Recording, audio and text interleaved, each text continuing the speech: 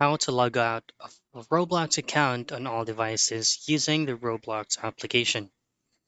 Now in this video, I'm going to be showing you a short tutorial on how you can log out your Roblox account for all the devices that you're using.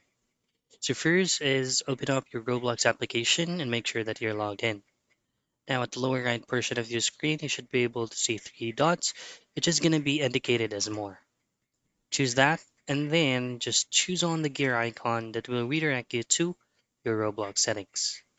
And from here, there's going to be a lot of results, but all you have to do is to choose security, and this is where all your two-step verification will be posted. Now, if you just scroll all the way to the bottom part of this page, you should be able to see option log out of all other session.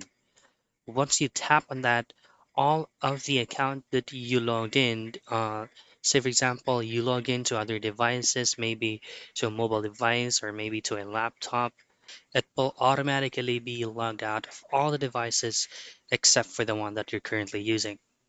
And that's it. That's how you log out of Roblox account on all devices using your Roblox application.